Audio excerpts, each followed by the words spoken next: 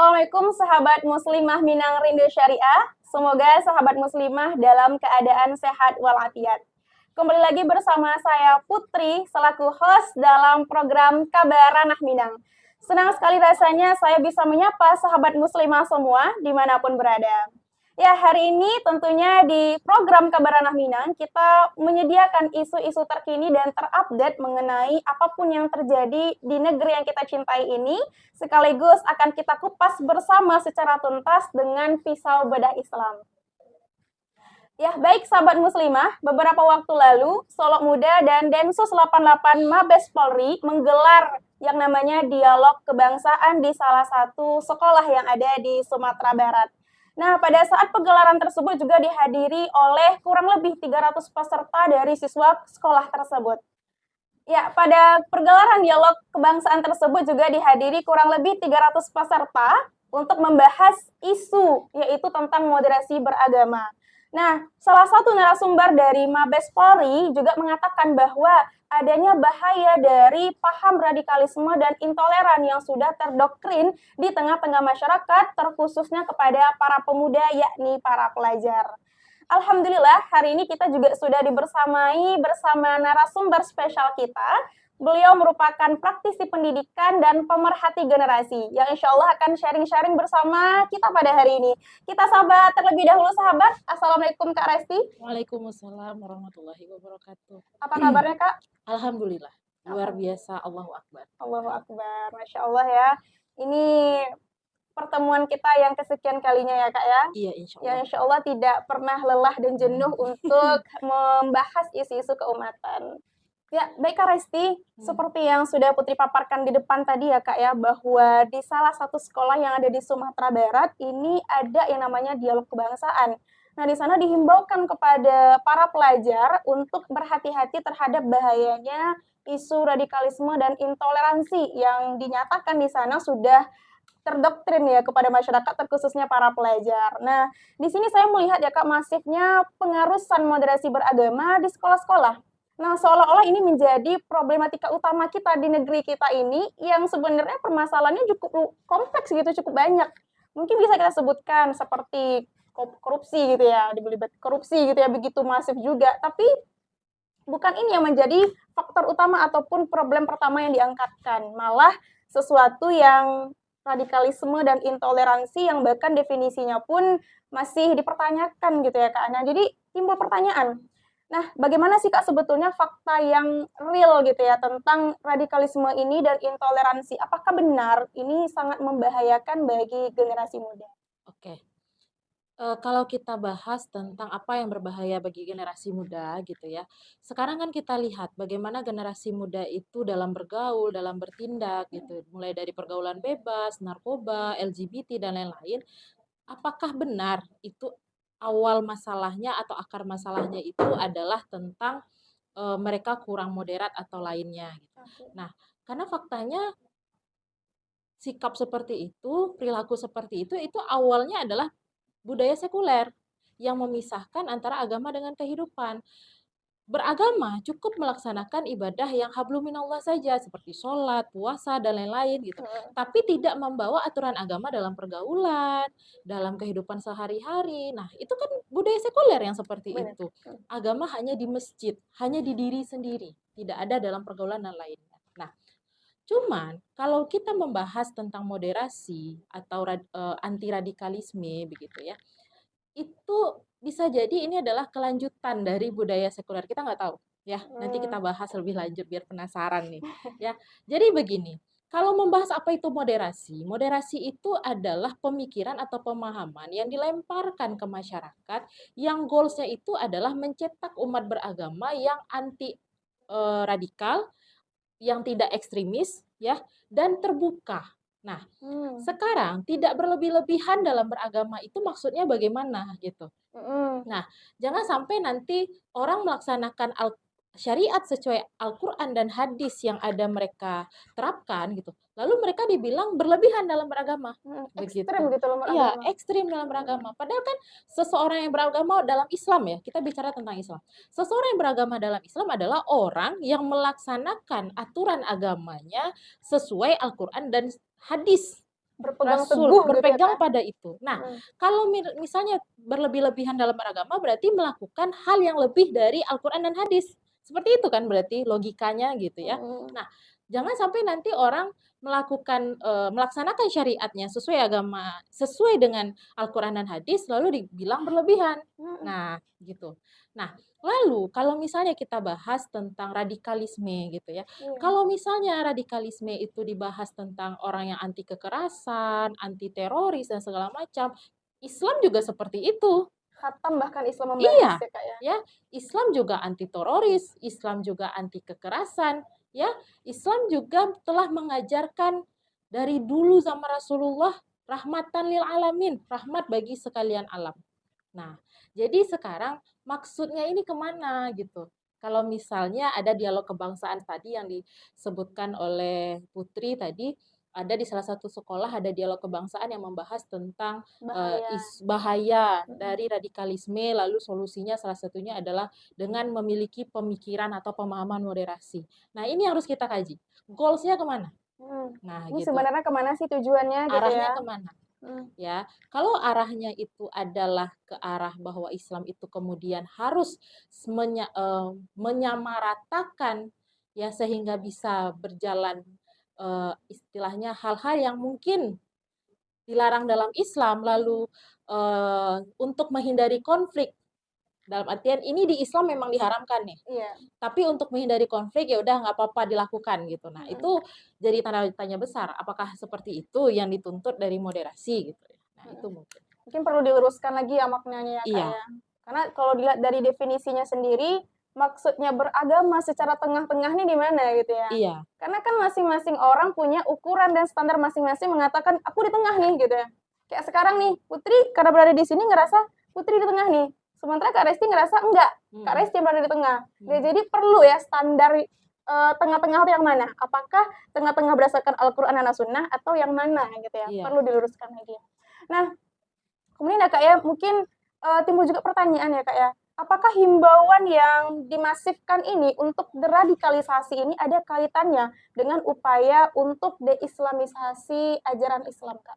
nah, jadi begitu ya, kalau kita lihat dengan pengertian radikalisme selama ini, yaitu untuk menghindari atau menghentikan aksi-aksi ekstrim dari umat beragama atau aksi terorisme yang kemudian, mengancam dan malah membahayakan Mmm. nyawa orang gitu ya, di dalam Islam tidak ada ajaran seperti itu. Nah, cuman fakta yang kita temukan selama ini ya, radikalisme ini malah, memunculkan tanda tanya gitu ya. Apakah radikalisme ini seakan-akan, entah ini disengaja atau tidak, kita analisa saja di sini gitu Mhm. ya. Seakan-akan radikalisme itu eee, di dipaksakan terhadap ajaran Islam gitu. Ya, selama ini kita lihat aksi-aksi yang terjadi, kalau ada terorisme itu Islam yang disalahkan Mhm, bener. dan kebetulan nanti tiba-tiba muncul, ter tersangkanya itu adalah orang-orang yang identik pakaiannya dengan Muslim. Simbol-simbol Simbol-simbol keislaman tadi ya ya? simbol-simbol keislaman, Mhm. apakah dia memakai jenggot atau ini segala macam. Saya pribadi ya, kalau ada orang yang seperti itu terus dia membom, lalu dia menyatakan dirinya seorang yang Islam, Islam mana yang dia pelajari?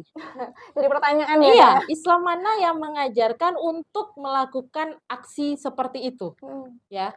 Karena Rasulullah tidak pernah melakukan seperti itu loh, ya. Rasulullah tidak melakukan seperti itu. Rasulullah hanya memerangi orang yang memerangi Islam. Hanya memerangi kafir yang memerangi Islam. Mmm. Kafir yang tidak memerangi Islam, Rasulullah tidak pernah menyerang. Nah, jadi kalau kemudian ide radikalisme itu adalah disangkut pautkan dengan ajaran Islam, nah itu yang bahaya, gitu. Karena selama ini ya seperti itu yang banyak gitu loh.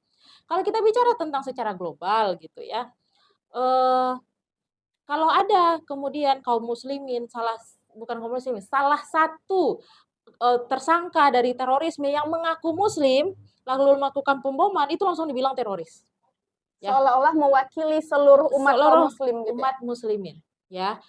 Saya ulangi, seseorang ya, kaum muslimin, dia mengaku Apakah kita nggak tahu nih apakah dia benar muslim atau tidak ya. Dia mengaku saya ini muslim katanya kan. Lalu dia melakukan tindakan kekerasan atau melakukan aksi yang jahat gitu ya. Nah, itu langsung dibilang oh Islam itu teroris.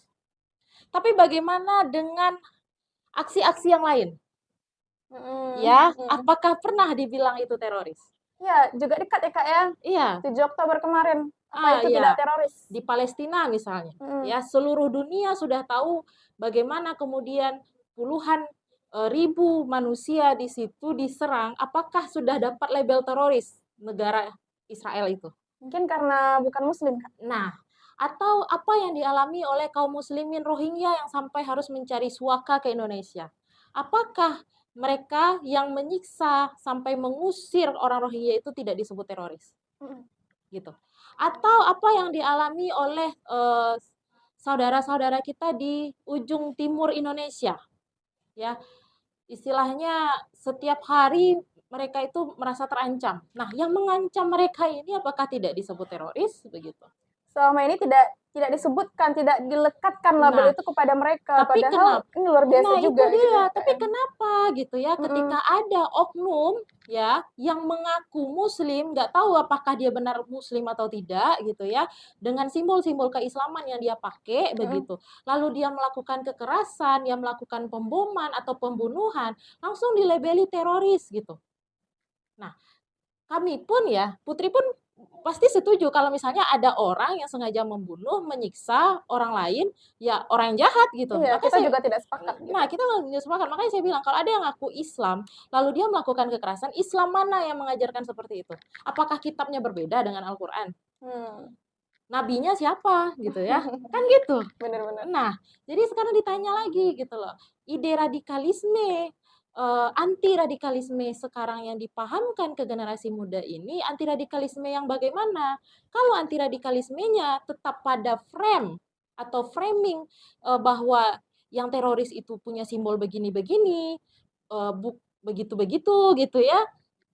Ini gimana nih arahnya gitu loh. Apakah ini kemudian khawatirnya nanti di generasi akan muncul Islamofobia. Nah, itu yang kita takutkan. Takut nih aku dibilang teroris gitu ya. Jadi aku nggak mau nih perpakaian jilbab dalam-dalam gitu ya. Iya, atau tidak mau memakai simbol-simbol keislaman gitu loh. Nah, itu yang kita khawatirkan. Ya, tapi kalau radikalisme, anti radikalisme itu disebutkan memang jelas-jelas bahwa siapapun lah agamanya, selama dia melakukan kekerasan, dia adalah seorang teroris. Oke, kita setuju.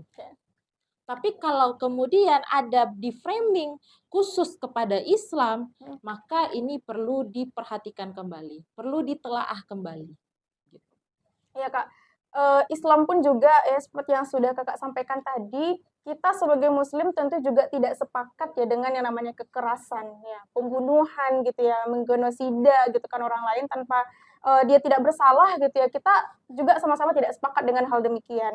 Tetapi makna radikalisme ini sendiri juga sepertinya masih multitafsir, sehingga siapapun orang yang objeknya muslim gitu ya, yang memang dia mengimplementasikan Islam dalam dirinya, contohnya mungkin pakaian gitu ya, mungkin bisa saja dia terseret gitu kan kepada simbol-simbol atau disebut sebagai orang-orang radikal. Nah, ini mungkin perlu kita kaji lebih dalam lagi gitu ya Kak ya. Dan juga ya Kak ya, seperti yang Kakak sampaikan tadi, apakah himbauan dari moderasi beragama ini menjadi solusi dari permasalahan yang disebutkan terorisme dan kekerasan tadi? Moderasi beragama ini bisa menjadi solusi di dalam pendidikan.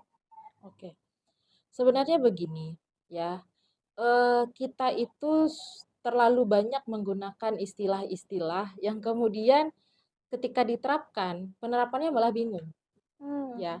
Seperti yang kita bahas tadi tentang ide moderasi, apakah kemudian bisa menjadi solusi ya bagi pendidikan gitu ya. Nah, akar masalahnya yang harus kita kaji. Akar masalah kenapa generasi sekarang seperti itu gitu loh. Kenapa generasi muslim khususnya seperti itu sekarang. Nah, apakah sekarang itu problematika generasi muslim itu akar masalahnya di mereka itu melaksanakan agamanya kah atau tidak gitu ya, atau akar masalahnya memang ya sebatas moderasi ini karena tidak menghargai agama lain gitu. Ya, kalau kita bahas ya, apakah Islam itu mengajarkan tentang menghormati atau menghargai agama lain? Ya tentu gitu. Dan selama ini pun di Indonesia ya jarang bahkan minim sekali kita dengar adanya orang yang tidak menghargai agama lain. Hmm. Contohnya saja ya, ketika ingat tidak ketika aksi misalnya saya ingat banget tuh dulu pernah nonton aksi 212. Hmm. Ya, ketika dalam aksi itu ada sepasang-pasangan yang harus menikah, pasangan yang bukan Islam tapi harus Hmm. menikah di gereja itu malah diberi jalan oleh orang-orang Islam yang ikut aksi pada saat itu gitu. Nah, ini contoh menghargai loh. Kan nggak pernah kan kita dengar ada yang saling bertetangga terus dia saling mengejek gitu loh kan. Iya. Nggak pernah. Atau misalnya ada orang naik angkot, oh kamu bukan agama saya nggak usah naik gitu. Jarang kita mendengar di Indonesia. Mungkin ada tapi jarang banget gitu. Ya, kalau dibilang bahwa moderasi adalah akar masalah dari generasi kaum muslimin atau generasi di Indonesia. Karena memang di Indonesia itu sudah sangat bagus saya rasa menghargai agama lain. Ya, kalau ada paling itu individu-individu yang mungkin ada masalah dengan kepribadiannya begitu Hmm. ya, atau ada masalah dengan pola pikirnya. Tapi nggak ada rasanya, jarang sekali. Khusus di ranah Minang, ya, Muslimah Minang Rindu Syariah kita bahas di Minang gitu ya. Mungkin teman-teman tahu gitu, bagaimana di Minang ini nggak ada saling memojokkan antar agama gitu. Bahkan banyak sekali, bahkan di Minang ini orang yang hidup di satu lingkungan itu banyak agama di dalamnya. Hmm. Nggak pernah terdengar ada permusuhan gitu. Nah, jadi menghargai agama yang mana lagi yang harus kita laksanakan gitu loh. Kita udah saling menghargai, tapi kenapa moderasi beragama ini selalu digaungkan seakan-akan kaum muslimin dan generasi tidak pernah menghargai agama lain? Hmm. Ya kan? Seakan-akan Islam itu kalau ketemu agama lain langsung serang gitu loh. Seakan-akan kalau ada kita punya tetangga atau teman satu kelas yang agamanya berbeda, kita nggak mau teman. Putri punya teman yang beragama beda, Iya, non-muslim ya. saling berteman kan? Berteman, saling tolong-menolong Nah, juga. bahkan Rasulullah saja ketika di Madinah, itu orang-orang kafir yang ada di Madinah, ya, orang-orang yang non-muslim di Madinah itu nggak diusir. Yang malah orang Islam yang di Mekah yang diusir oleh orang kafir. Ya, Oke. Mereka jadi pun hidup secara berdampingan itu iya. adem ayem aja, Nah, rukun ya, Kak? nah, jadi apakah benar itu yang menjadi permasalahan besar sekarang? Permasalahan besar sekarang itu bukan di sana gitu loh, bukan tidak ada pernah kita dengar siswa antar sekolah yang berbeda agama tawuran. Hmm. Nggak ada kan? Yang ada itu ya mereka tawuran walaupun sesama agama mereka tawuran gitu. Ya kan? Sama muslim juga Nggak kan ternyata nggak pernah gitu kan ya. tawuran. Oh kamu agamanya beda serang gitu. Nggak Enggak pernah. pernah. Jadi apakah benar permasalahannya itu di situ gitu? Hmm. Apakah benar moderasi ini kemudian menjadi solusi tuntas bagi kenakalan atau permasalahan atau problematika generasi sekarang? Iya, iya, iya. Nah, makanya kalau kita bahas itu, ini ngarahnya itu takutnya nanti karena adanya eh, ide-ide yang mengekor dari paham ini, kemudian calon-calon generasi Muslim yang di masa depan akhirnya takut dan ragu dengan identitas keislaman mereka. Oke. Karena ketika mereka kemudian memakai simbol identitas muslimin, mereka takut nanti dikira, ah lu so alim deh, gitu loh. Hmm. Lu teroris Lu nih gitu. teroris nih, Lu radikal. jangan pakai jenggot deh, nanti dikira teroris, gitu loh. Padahal kan jenggot itu ya Sunnah. sunnah, gitu loh. Nggak usah pakai kerudungan kayak gitu deh, nanti berlebihan. Oh, kayak emak-emak majelis taklim lu, gitu loh. Kayak emak-emak pergi pengajian lu, gitu loh. Kan itu identitas dia. Gini ya, anehnya itu di mana coba? Sholat 5 waktu itu kewajiban kan? Bener. Ya, nggak sholat berarti dosa. Tapi generasi sekarang coba lihat, sholat dia, sholat yuk, so alim lu. Lah, Itu kan kewajiban. nah itu dia. Akhirnya itu generasi karena ada disuntikkan pemahaman-pemahaman seperti itu, takutnya dia malah takut mengakui dia muslim gitu loh. takut memperlihatkan keislamannya juga gitu ya Nah, Kak ya. kan sekarang lagi tren ya, kalau di ibu kota sekarang lagi tren itu mereka mengaku bahwa mereka itu jangan tanya agama saya, Privat. private gitu ya. Bahkan ada istilah agnotisme, ya. Agnostik. Dia mengakui intinya saya percaya Tuhan, Hmm. ya intinya saya percaya Tuhan. Kamu nggak usah ikut campur saya ini beribadah gimana, nggak usah. Kan gitu. Hmm. Nah, ini efeknya nih. Efek karena ada istilah jangan ekstrim dalam beragama. Ekstrimnya ini kayak mana gitu loh. Kalau dia cuma melaksanakan syariatnya, dia cuma menutup aurat, dia cuma melaksanakan sholat 5 waktu, dia cuma ingin menjadi taat di hadapan Tuhannya, melaksanakan istilahnya di koridor yang benar-benar ada dalam Al-Quran dan Syariah, ya jangan dibilang ekstrim. Dia hanya mencoba untuk meraih cinta dari Allah. Tapi kalau kemudian ada ajaran-ajaran yang sesat, kita kaum muslimin pun bilang itu sesat. Iya. Ada kemudian mereka menemukan, misalnya ada teman-teman kita atau adik-adik kita yang kemudian dia bilang bahwa saya mengkaji Islam lalu saya diajarkan merakit bom. Saya mengkaji Islam sesat, itu sesat-sesatnya. Kita pun sepakat itu sesat ya Kak ya. Iya, karena tidak pernah ada di dalam Islam mengajarkan seperti itu. Ya, ini kalau tolong Highlight nih. ya dikomplekskan mendengarnya lengkap-lengkap karena tidak pernah ada Islam mengajarkan kekerasan. Ya, adapun jihad di dalam Islam adalah ketika Islam itu diserang. Wajar melakukan pembelaan. Contoh di Palestina, nggak mungkin mereka nggak jihad. Iya. Kan mereka diserang. Benar. Gitu loh. Itu yang jihad gitu loh. Bukan kemudian jihad bawa bom bunuh diri, nggak ada. Nengok non muslim gitu ya. Golok gitu. Ya, Bukan kalau gitu enggak ya, gitu, gitu loh. Tapi kenapa kemudian hanya sekedar melaksanakan Al-Quran dan Sunnah yang dipelajarinya? Mereka buka Al-Quran, mereka kaji, oh ternyata saya harus begini, saya harus begitu. Lalu berlebihankah itu dalam beragama? Nah ini dia tanda tanyanya. Perlu lagi dipelajari, dikaji Iya. lagi nih gitu ya. Yang mana yang kamu sebut kok bisa sampai dikatakan teroris gitu ya Iya. Kak ya. Islam yang mana? Sekali lagi saya tanyakan, Islam yang mana yang kamu kaji jika kemudian kamu menemukan itu. Tapi selama kamu tidak melakukan hal-hal di luar syariat, tolong juga kaum muslimin jangan dibilang mengajarkan terorisme dan lain-lain. Gitu. Iya. Tadi juga menarik ya Kak ya, bahwa pengarusan moderasi beragama ini takutnya bisa mengkaburkan identitas keislaman. Karena kita tahu ya Kak ya, para pemuda ini sedang berada dalam fase mencari jati diri mereka. Nah, tapi ketika mereka sudah menemukan nih, oke kayaknya mereka Islam gitu ya, aku adalah seorang muslim, maka aku harus mesti taat mencari akidahku dan tujuan hidupku sesuai dengan standar dari Robku. Tetapi ketika tersebut dilakukan, dicap sebagai radikal tadi, teroris tadi. Nah, ini yang kita takutkan ya Kak dari pengarusan moderasi beragama.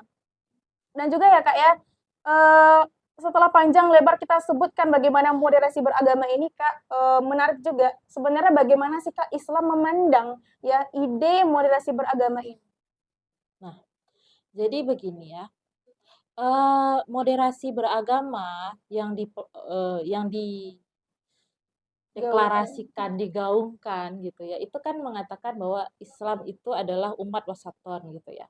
Nah, kalau kita lihat istilah umat wasaton di dalam Islam itu adalah generasi yang terbaik gitu. Bukan generasi yang pertengahan, tidak. Ya, kalau kita lihat lagi gitu. Nah, lagi hal, apakah ada ya di dalam Al-Quran dan hadis yang menjelaskan moderasi ini gitu? Karena kalau kita lihat ide moderasi ini awalnya bukan di Islam. Bahkan bukan dari Islam. Bukan gitu dari ya? Islam, boleh dicek lagi gitu ya. Tidak ada Islam mengajarkan yang istilah moderasi. Tapi malah moderasi itu dideklarasikan awalnya malah di Barat. Supaya melaksanakan agama itu tidak berlebihan, terus menghindari ekstrim beragama. Menghindari ekstrim beragama itu bagaimana? Apabila agama ini dianggap bahwa akan mengancam masyarakat gitu loh. Nah, jadi istilahnya ini adalah pemikiran yang lahir dari pemikiran manusia lalu dikaitkan dengan dalil di dalam Al-Qur'an Yang jelas-jelas sebenarnya bukan itu maksud Ummah Wasaton itu. Maksud Ummah Wasaton itu adalah generasi Islam yang terbaik, yang adil dalam artian mereka adil dalam memandang mana yang salah, mana yang benar, gitu loh. Nah, lagi hal di dalam Islam itu, jauh sebelum ide moderasi ini muncul, Rasulullah itu sudah mengajarkan rahmatan lil alamin. Gitu ya. Sudah mengajarkan jauh sebelum ini. Ingatkah bagaimana ketika Rasulullah pertama kali menginjakkan kaki di Madinah gitu ya? Apakah kemudian Rasulullah mengusir seperti yang kita bahas tadi? Enggak, Rasulullah malah menyatukan orang-orang di situ antara kaum muhajirin dengan ansor, ya, antara kaum muslimin yang datang dari Mekah dengan orang-orang Madinah yang diantaranya belum mengenal Islam. Gitu. Nah, dilanjutkan dengan perjuangan para khulafaur rasyidin dari zaman Abu Bakar As-Siddiq, Umar bin Khattab, Utsman bin Affan, Ali bin Abi Thalib. Yang dimusuhi Abu Bakar As-Siddiq hanyalah orang-orang yang akan membayar zakat. Ya. Ya, dan orang-orang yang murtad yang jelas-jelas bukan karena dia murtad tapi karena mengkhianati Rasulullah. Apakah Abu Bakar membunuh orang-orang yang tidak Islam? Kan tidak. Yang murtad yang diperangi oleh Abu Bakar pun adalah orang-orang yang jelas mengkhianati Rasulullah gitu loh.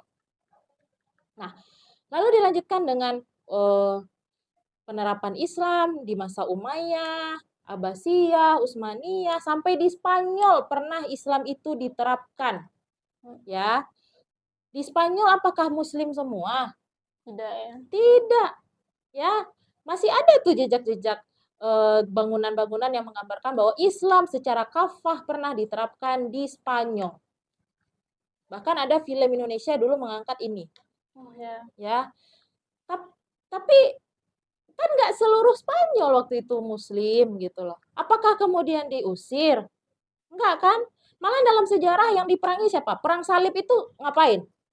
Ya, ngapain? Ayo. Perang salib itu orang yang bukan muslim kan yang menyerang kaum muslimin.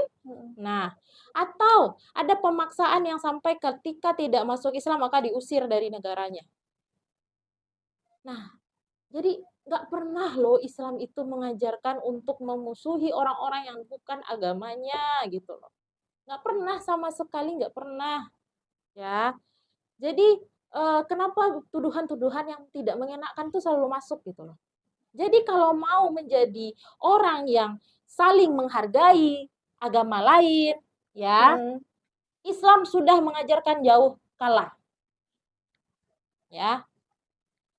Hanya saja memang di dalam Islam itu ada ayat Al-Qur'an, Bismillahirrahmanirrahim, lakum dinukum waliyadin, bagimu agamamu, bagiku agamaku. Ya kalau bertentangan dengan akidah ya jangan dipaksa kaum muslimin melakukan. Itulah batas toleransi ya Kak, membiarkan. Iya, jangan dipaksa. Kalau misalnya sudah bertentangan dengan akidah, misalnya harus pula kaum muslimin ini mengatakan bahwa semua Tuhan itu ada, tuh salah tuh. Semua agama itu benar. Semua agama itu benar tuh nggak mungkin gitu loh. Tapi kan tidak mengganggu gitu loh. Tidak ada mengganggu gitu. Ya.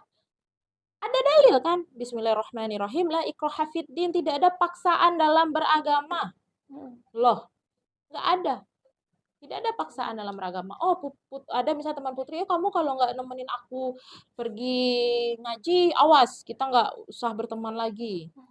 Kalau nggak ikut ngaji sama aku, kan nggak ada istilah seperti itu. Jadi,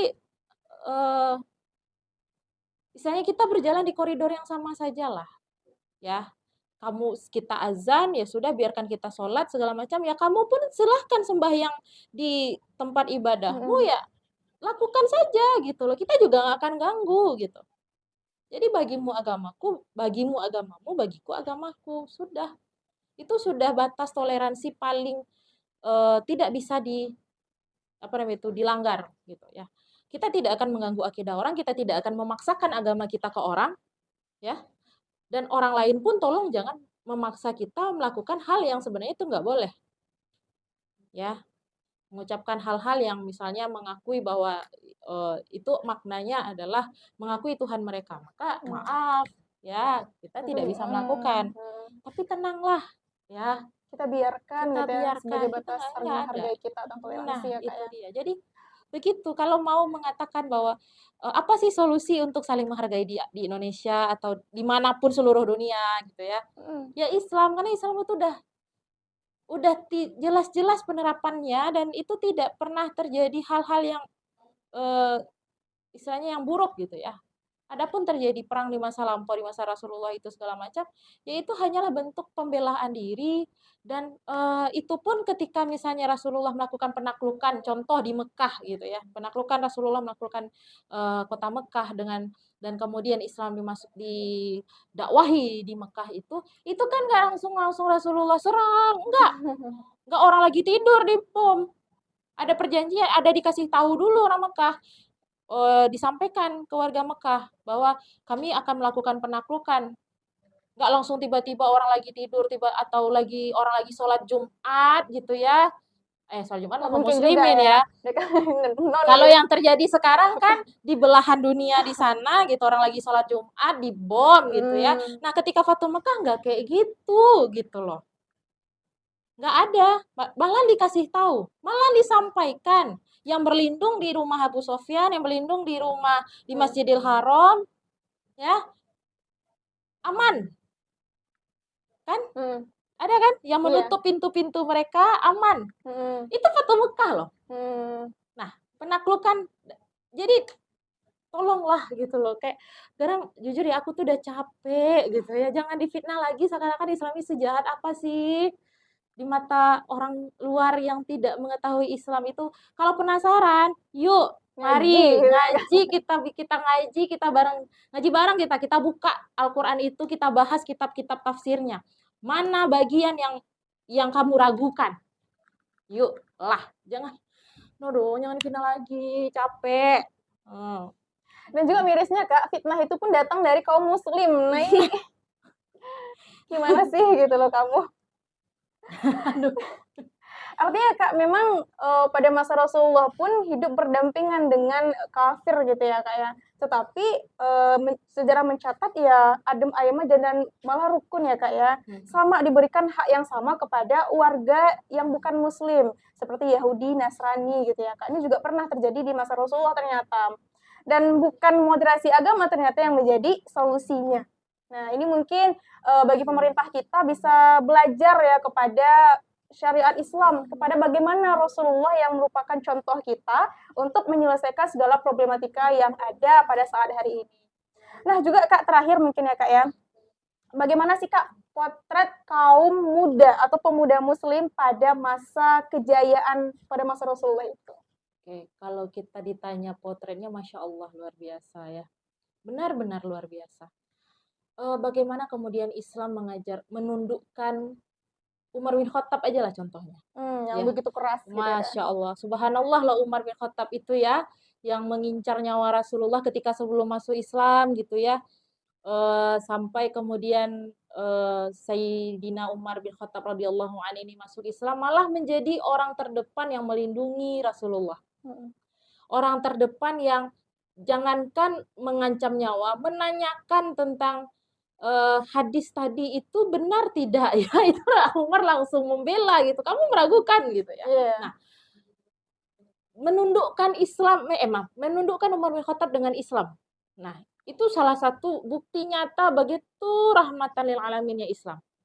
Belum lagi kita mengenal banyak pemuda-pemuda kaum muslimin yang sangat-sangat arif, sangat-sangat baik dalam kehidupannya sehari-hari. Nah, bahkan Rasulullah sendiri, ingat tidak, begitu banyak kisah-kisah di masa Rasulullah yang Rasulullah menyuapi seorang pengemis kafir di pasar, ya, Iya, iya. yang setiap disuapi lalu dihina, Rasulullah. dicaci-caci Rasulullah gitu loh, karena dia buta, gitu Iya. ya.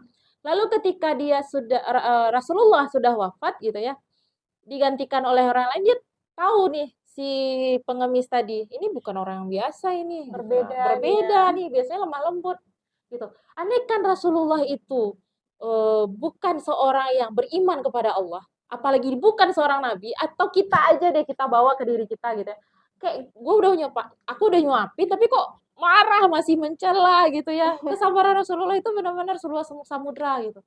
Beda kayak kita-kita yang kesabarannya itu setipis tisu kena kuah Dibelah miso. dua. Setipis tisu dibelah dua. Kena kuah miso harus belajar nih sama Rasulullah. Ya kan?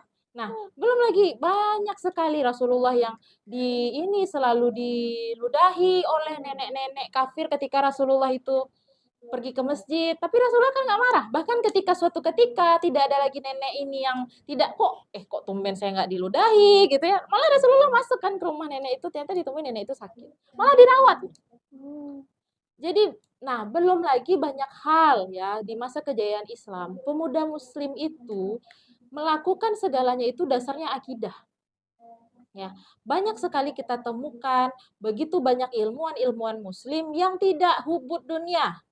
Tapi karena tidak hubud dunianya, makanya lahirlah banyak ilmu-ilmu, banyak buku-buku.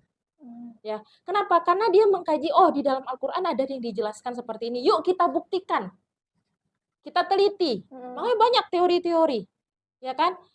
Banyak akhirnya lahir teori-teori keilmuan dan segala sesuatu itu tujuannya hanyalah untuk memudahkan umat dalam segala hal. Kayak kafein, itu kenapa bisa ditemukan oleh kaum muslimin supaya dia bisa sholat tahajud di malam hari nggak ngantuk. Insya Allah. Ya. Nah, jadi mereka itu para ilmuwan-ilmuwan muslim itu memang bukan diajarkan untuk istilahnya yuk kita jadi ini yuk biar gajinya gede, enggak. Tapi memang untuk umat gitu Untuk ya kan. umat gitu loh. Kemudahan bagi umat gitu Nah, dalam ibadah gitu juga. gitu loh. Jadi untuk generasi yang di luar sana ya kamu jangan malu mengakui dirimu adalah seorang muslim gitu. Dengan melaksanakan identitasmu. Bersyukur kita hidup di Indonesia nggak dilarang kita menutup aurat seperti ini. Alhamdulillah belum. Alhamdulillah Semoga belum, tidak. semoga tidak gitu ya. Lihatlah bagaimana saudara-saudaramu di luar sana yang harus sampai bertahan untuk supaya dia bisa ke kampus memasang kerudungnya, dia harus bersembunyi-sembunyi supaya dia tidak ditarik jilbabnya. Nah, yang begitu tuh dibilang teroris gak? Sama dunia. Bener ya. Ah. Ada ya, tapi nggak dicap Ada, tuh nah ada teroris. kan? Ada kan? Di luar sana kan, di Indonesia memang belum kita temukan gitu ya. Dan semoga tidak ada nih ya. Tapi kalau di luar negeri kan pernah dengar kan, pernah baca kan ya, banyak ada beberapa sekolah yang melarang perempuan untuk menutup auratnya. Ada bahkan yang ditarik jilbabnya gitu loh.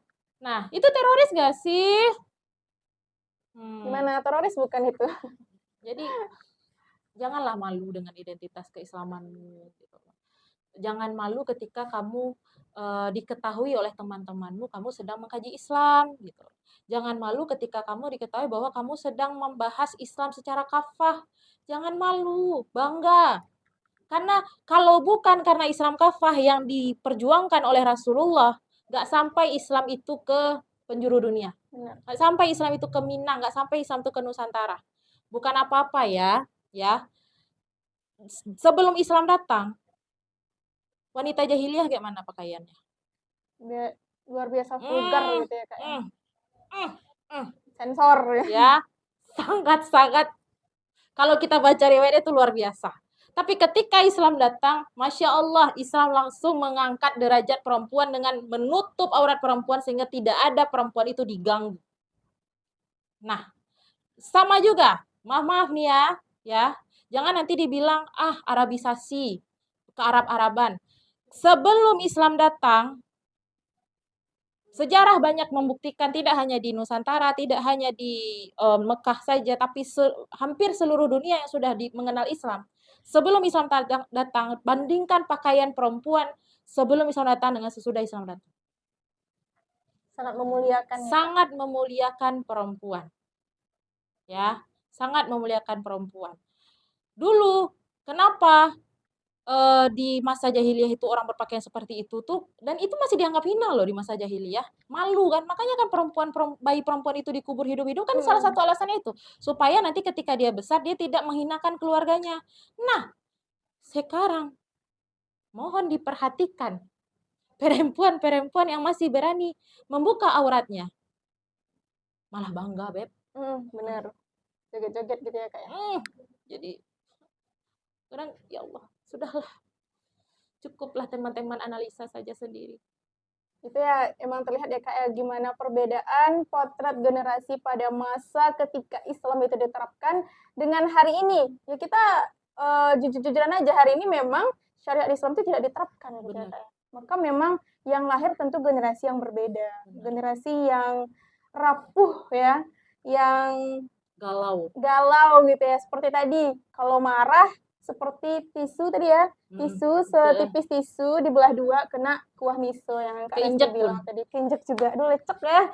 Dan segitu rapuhnya gitu ya, hati, kaum pemuda ini cuman karena permasalahan-permasalahan yang sepele. Ya, jazakillah khair Kak Resti Masya atas Allah. pemaparannya yang luar biasa menyadarkan kita bersama bahwasanya memang kita harus memfilter dan berhati-hati terhadap, apapun yang disuarakan, yang disodorkan ke tengah-tengah kita. Dan juga semakin rindu juga ya Kak ya kita dan tentunya sebagai umat muslim kita menghendaki penerapan syariat Islam itu secara kafah, keseluruhan, tidak hanya pada aspek individu namun juga di tengah-tengah masyarakat bahkan sekelas bernegara. Ya tentu hal ini tidak mungkin bisa dilakukan kalau tidak diterapkannya di sekelas negara seperti yang Rasulullah contohkan yaitu yang kita sebut sebagai khilafah. Nah, Masya Allah, semoga dengan kerinduan kita ini kita sama-sama berjuang juga ya Kak ya untuk segera tegak gitu ya di tengah-tengah kita bersama. Ya, Masya Allah, saya ucapkan juga jazakumullah khair kepada sahabat muslimah Minang Rindu Syariah yang senantiasa setia mengikuti acara ataupun program dari Kabarana Minang sampai akhir. Ya, untuk sahabat muslimah jangan lupa untuk subscribe, like, komen, dan juga share setiap apapun yang ada di program Muslimah Minang Rindu Syariah. Dan saya selaku host hari ini ya mewakili narasumber dan juga segenap kru yang bertugas memohon maaf kepada sahabat muslimah apabila ada kekurangan dan kesalahan. Ya akhir kata, Assalamualaikum warahmatullahi wabarakatuh.